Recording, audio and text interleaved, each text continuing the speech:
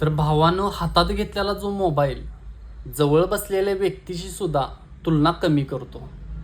कारण काय असतंय, ज्यावेळी कोण आपल्या बाजूला माणूस बसलेला असतोय, जर आपलं जर मोबाईलमध्येच जर लक्ष असेल तर बाजूला जो बसलेला माणूस आहे त्याला आपण झिरो किंमत देतोय.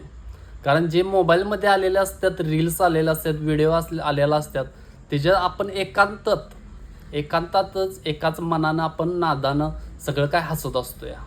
तर जे बाजूला बसलेला जो माणूस असतोय, एवढ्या आपुलकीनं आलेला जो माणूस असतोय त्याला आपण किंमत देत नाही, त्याच्याबरोबर बोलत नाही. लावा की मोबाईल, टाका की तिकडं, पेटवा की. मोबाईलमुळं खरोखर आपलं चांगलं झाले तसंच वाईट झाले.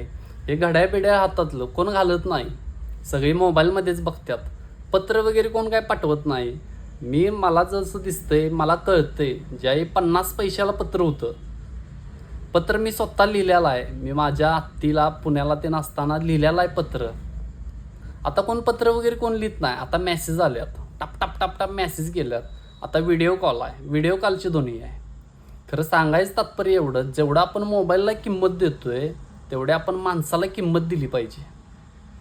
मोबाईल हा आज आहे, उद्या आहे, 24 तास आहे, झोपताना आहे, झोपून उठल्यानंतर आहे. तर जो बाजूला जो माणूस वेळ काढून आलेला आहे त्या वेळेला आणि त्या माणसाला महत्त्व द्या.